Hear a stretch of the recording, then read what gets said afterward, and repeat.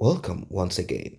Aljazeera made an investigation available in series, and it has to do with certain individuals in government and also religious clerics. One which is called Prophet Hubert Angel is a Zimbabwean based in the United Kingdom. Aside his ministerial work as a prophet, he also doubles as an ambassador for Zimbabwe. The documentary released by Al Jazeera caused quite a stir all over Zimbabwe, in Africa, and of course, certain religious leaders, Christians, Pentecostals, looked into it, and many of them berated him. Some even called him a thief, like Abel Damina. Well, as it is, there is a much anticipated press conference where Hubert Angel is expected to clear himself, but he has decided to send forward his lawyer, Professor Madungu, in Harare, Zimbabwe. According to Hubert Angel, he said that they had already received intel that certain shady characters came to the climate summit in Glasgow, United Kingdom, and he was simply playing along, and that they needed to know who these people are. How through this is, we do not know. Hubert Angel, like I said, doubles as a prophet and also an ambassador to Zimbabwe, ambassador at large. It represents Europe and the United States of America. Now, the questions a lot of people have been asking, if you could predict football matches, if you could see into people's wallets, in their rooms, see into their future, see into their present, how come you were unable to see right in front of your nose that they had cameras, that they had all of that? And how come you were able to see every of these things in front of them? If you were playing along, how then did you release such vital secret information? Well, I will let you listen to what his lawyer has to say, and we will talk more. Don't forget to like and share this video. Don't forget to subscribe to this channel if you're new here. Sometime in 2021, when the president was attending COP26 in Scotland, there were a group of persons who now appear and feature in the Al Jazeera documentary, who approached the persons working with my client. My client has an office as an ambassador at large, so he has a team of people, a few people that are his assistants. So through one of his assistants, these people approached my client wanting to see the president and have an investment discussions with the president of Zimbabwe. These people were already in London, and the president was attending COP26 in Scotland. When my client was approached by one of his teammates, he made the usual checks with his subordinate to find out how much they knew of these people. He was advised by one of the persons involved that they had been in touch with them for a period in excess of 2 years or whatever. They knew them very well. On that basis, my client then thought he could facilitate an interaction between those persons and the president. The rule of practice is that they were going to check what are called security checks. Who are they and so on. And these security checks had to be undertaken through the national intelligence framework of this country. So the intelligence framework of our country was checked.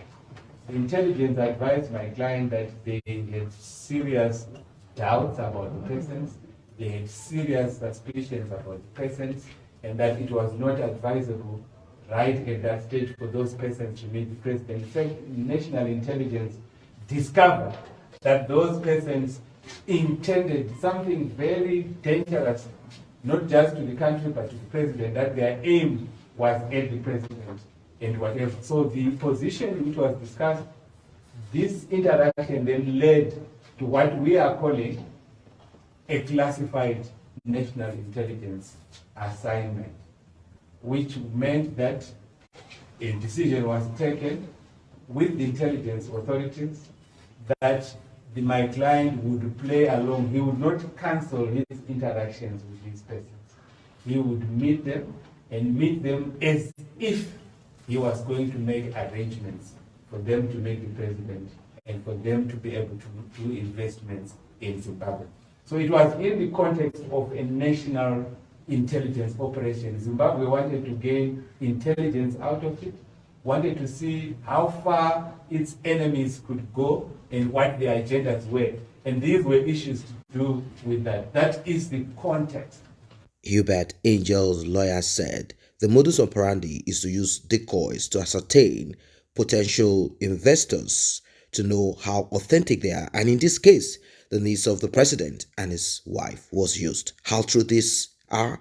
Well, we are here to find out. Let us listen. So in terms of them playing along, we want to stress that my client says even as they were going to play along, there was also somewhat a possibility that these persons were not what the intelligence thought they were. In that documentary, all the things that I said, no one was formed. I'll give that as an example. So there was no call to the First Lady, for example. There was no call to Henrietta Bishwaya. These were decoys that were put in an intelligence operation. So even the statements that you hear, they are not real. That's the explanation coming from my client. Hubert Angel, via his lawyer, further stressed that he has never been involved in any illegal dealings such as money laundering or receiving kickbacks for meetings with the president.